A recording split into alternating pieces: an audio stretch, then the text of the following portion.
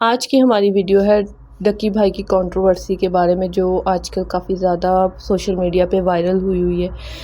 उनकी पॉडकास्ट, सबसे पहले पॉडकास्ट की अनाउंसमेंट होने के बाद रिएक्शन आता है नानी वाले का। वो कहता है, तलहा रिव्यूज़ के बारे में बात करता है कि मेरे साथ अगर ऐसा होता तो मैं ये पॉडकास्ट कभी भी हिम्मत करता। उसके बाद उनका आ जाता है पॉडकास्ट, जिसके अंदर वो सारे ब्लेम्स जो है वो नानी वाला पे डाल देते हैं।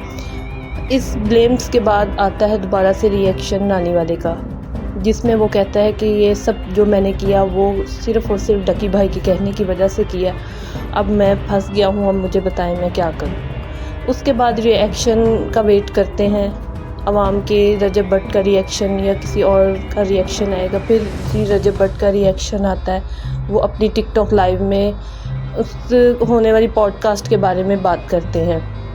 उस पॉडकास्ट में उमर भट्ट का भी नाम लिया जाता है, जिस पे वो रिएक्ट करते हैं अपने टिकटॉक पे वीडियो डाल के कि मैंने उसको बचाया था, तलहा रिव्यूज़ को ना के मारा था। और वो कहते फिर उसके बाद एक वीडियो आती है जिसके अंदर सारे इल्ज़ामात जो है वो डक्की भाई पे लग जाते हैं। काफ़ी वीडियो वायरल होती है, उसके अंदर बताया जाता है कि वो लोगों के साथ किस तरह स्कैम करने वाले थे। ये जानने के लिए वीडियो एंड तक देखिएगा। फिर ज़ुल्करनैन का, जिसमें वो कहते हैं कि मेरा इस कंट्रोवर्सी से कोई लेना देना नहीं, मैं कोई इस पे कमेंट्स नहीं करूँगा। जो उनका मामला है वो उनका अपना ज़ाती है, तो उन्हें आपस में सॉर्ट आउट कर लेने दें। चलिए सबके रिएक्शंस देखते हैं, सुनते हैं इस पॉडकास्ट के बारे में। तेरे घर पुलिस आई होती, वो मेरे बाप को उठा के ले जाती। जिस बंदे ने मेरे साथ ये काम किया होता, मैं मर जाता।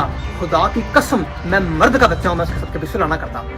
ये वही तलहा रिव्यू जिसने अपने मुंह के ऊपर अपने बाप की कसम उठा के कहा कि मैं इन लोगों के साथ सुलह नहीं करूंगा, और वही बंदा डक्की के पास बैठ के उसने पॉडकास्ट किया। उसने ये साबित किया कि वो एक मर्द नहीं, और वो असली भी नहीं और नस्ली भी नहीं, क्योंकि जो असली मर्द और नस्ली होते हैं ना, वो इस तरह की हरकत कभी नहीं करते। अब आपके सामने मेरी पुरानी वीडियो, जिसमें मैंने कहा था कि इसने अदारों के ऊपर झूठा इल्जाम लगाया है कि मेरे बाप के साथ टॉर्चर किया गया है, ये किया गया है। मेरी सीसीपीओ साहब और आईजी पंजाब साहब से रिक्वेस्ट है कि क्या इस तरह के साइबर स्टॉकर्स और ब्लैकमेलर लोगों को हम इस तरह स्पेयर करेंगे? क्या हम इनके खिलाफ कानूनी कार्रवाई नहीं करेंगे कि जो इस तरह के इल्जाम लगा के 2 दिन बाद लोगों से सुलह कर लेते हैं और अपना ज़मीर बेच देते हैं? मैं रिक्वेस्ट करता हूँ पाकिस्तानी कौम से और अदारों से कि खुदाया इस तरह के नौसरबाज लोग। इसके बाद तलहा रिव्यूज़ और डक्की भाई का पॉडकास्ट आ जाता है, जिसके अंदर सारे इल्ज़ामात डक्की भाई नानी वाला पे लगा देते हैं कि ये जो सब हुआ नानी वाले की वजह से हुआ। चलो देखते हैं। भाई तू है तो मैं हूँ, वरना मैं भी नहीं हूँ, लेकिन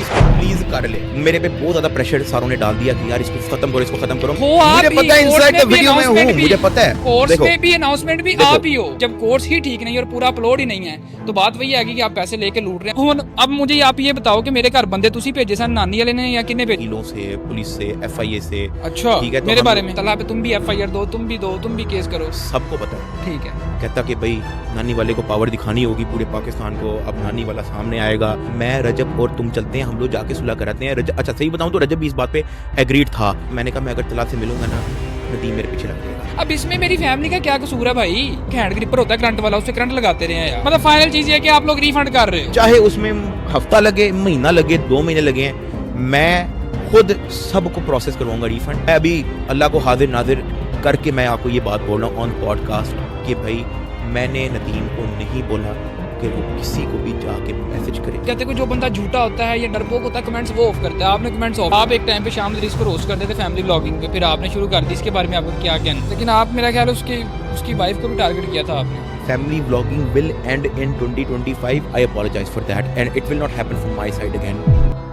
जब नानी वाला भी ये पॉडकास्ट देखता है तो उसके बाद वो भी खुल के सामने आ जाता है। वो कहता है कि जो कुछ हुआ, मैंने जो कुछ किया वो डक्की भाई के कहने की वजह से किया। देखते हैं। भाई और तलहा रिव्यूज़ का जो पॉडकास्ट आ रहा है, वो मेरी डक्की के साथ 7 साल की दोस्ती का मुझे फल मिला है। डक्की भाई ने मुझे कहा कि जिस तरह तुमने बदला बदल के टाइम इल्जाम अपने ऊपर लेके मुझे सरफरू किया था, इस बार भी तुम्हें इन सारे इल्जामात को अपने ऊपर लेके मुझे सरफरू करना होगा, और मैं तुम्हारे खिलाफ तलहा रिव्यूज़ का पॉडकास्ट में बहुत सी मन गढ़ कहानियां सुना के आया हूँ, गाड़ी की ऑडी की बातें करके आया हूँ, लंबी लंबी रजब भट्ट के खिलाफ बोल के आया हूँ, तो तुम्हें मैंने रगड़ा। इस बार भी खुदा के लिए अगर तुम मेरे दोस्त हो तो चुप करके इल्जाम अपने ऊपर लेके और मुझे इस दफा भी सरखरू कर दो, ताकि मैं अपनी अगली वीडियो में शाम दरीस और बदला बदल को रगड़ा लगा के मैं वहां से सरखरू हो जाऊं। क्योंकि 1% चांस है कि मैं टेबल टर्न कर पाऊं। अगर टेबल टर्न ना हुए तो मैं कभी सोशल मीडिया वापस नहीं आ पाऊंगा। और डकी भाई की मुझे इस बात से दुख हुआ जब उसने मुझे कहा कि अगर तुमने कुछ रिस्पॉन्स किया या तुमने तलहा रिव्यूज से सुलह ना की तो मैं तुम्हारी सारी रिकॉर्डिंग वॉइस और मैं तुम्हारी हर चीज तलहा रिव्यूज को दूंगा। और तलहा रिव्यूज ने तुम्हारे पर वीडियो बना दी है जिसमें उसने AI जनरेटेड वॉइस नोट, और वो तुम्हारी फैमिली को टारगेट करेगा, वो तुम्हारे बिजनेस को टारगेट करेगा, वो तुम्हारे दोस्तों को टारगेट करेगा, वो तुम्हारी ऐसी वीडियो बनाएगा कि तुम किसी को मुंह दिखाने के काबिल नहीं रहोगे। जिस दोस्त के लिए मैं लड़ता रहा, जिसके लिए मैंने दिन रात नहीं देखा, जिसकी हर मुश्किल में आपके साथ खड़ा था, वो आज 7 साल बाद मुझे बदनाम करने के लिए मुझे ब्लैकमेल कर रहा है। खुदाया।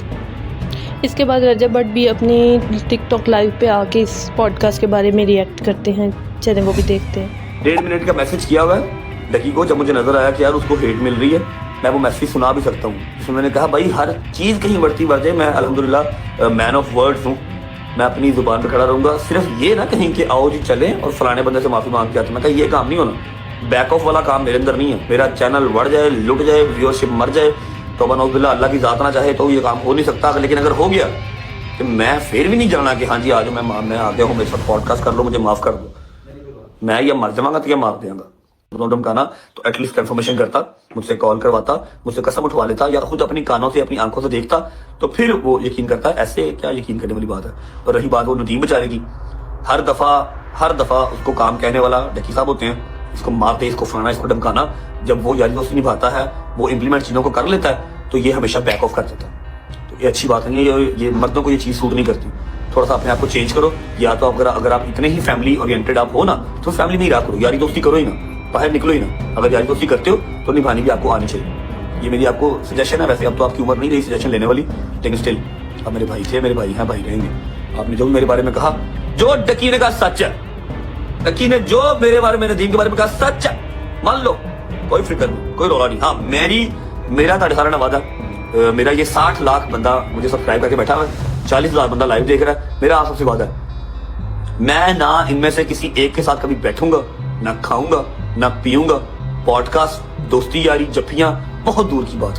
ये मेरा चैनल डिलीट करा दें, ये मैनू जिन्नियां मर्जी स्ट्राइकां, जिन्नियां मर्जी गालां, जिन्ने मर्जी मेरे खिलाफ कंपेना, मेरे वॉइस मैसेज मेरे टोटल लीक कर दें, कुछ भी कर दें।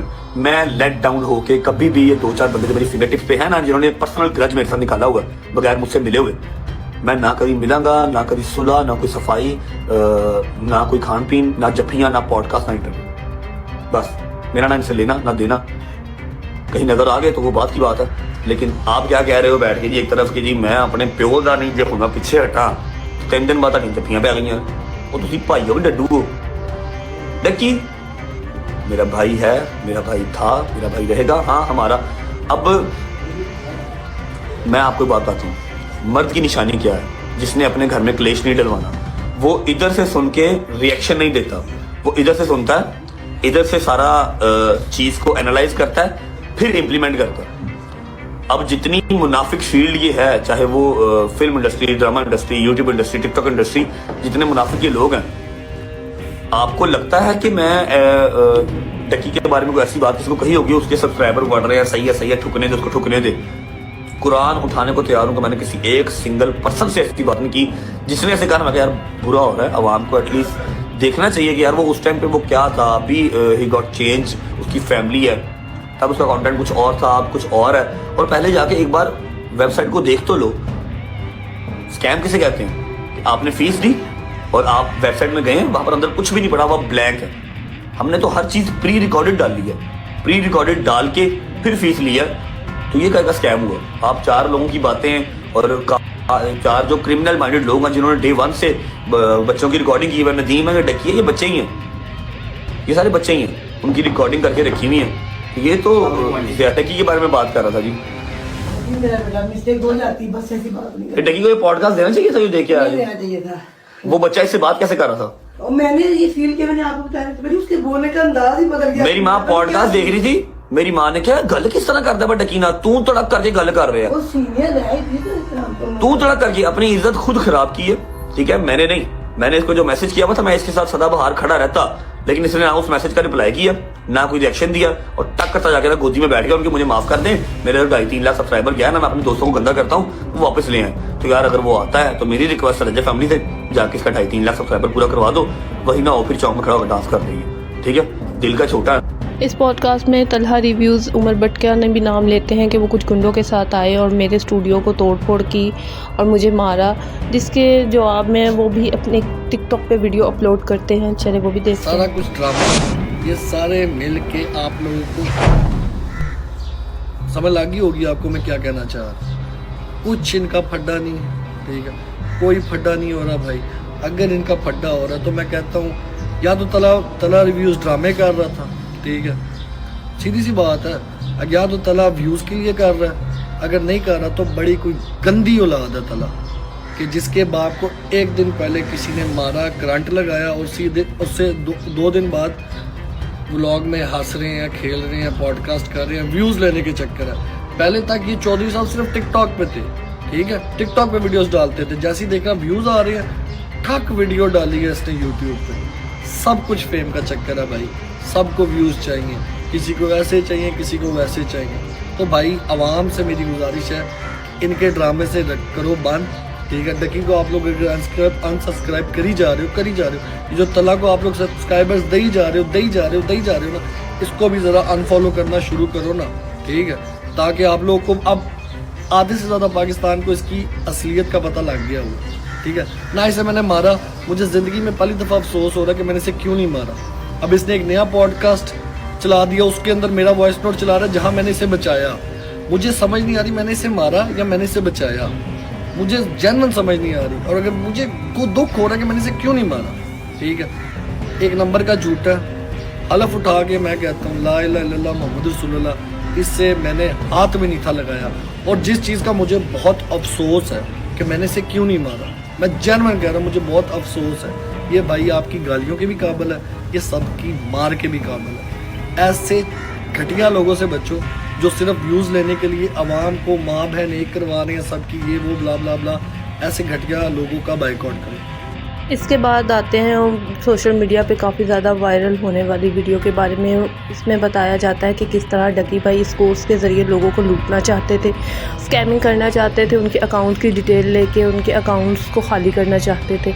चलिए देखते हैं वो वीडियो। आया हुआ था ये मुझे मिले, लेकिन वहाँ पे रजब तो खैर नहीं था, वहाँ पे नदीम नानी वाला था और डकी था।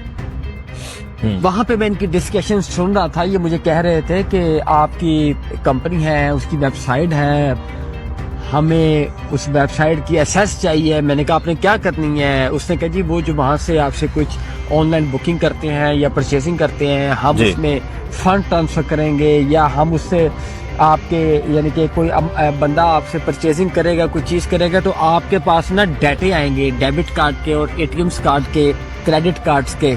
तो मैंने कहा उससे क्या होता है? तो उससे बोला कि उन डाटों से हम लोगों के अकाउंटों से पैसे निकालेंगे। तो मुझे तो इस चीज़ की समझ थी नहीं, पूरी स्टडी की, मैंने जब देखा तो मैंने कहा था ये तो स्कैमिंग है। तो मैंने इनको टोटली तौर पे इनकार कर दिया था। अच्छा, उस मीटिंग की सारी वीडियोस वगैरह भी मैं इसके बाद इस पॉडकास्ट पे हम रिएक्शन देखेंगे जुल्करनैन का कि आया वो क्या कहते हैं इस पॉडकास्ट के बारे में। चलें देखते हैं। डकी भाई podcast against Rajab and blah blah.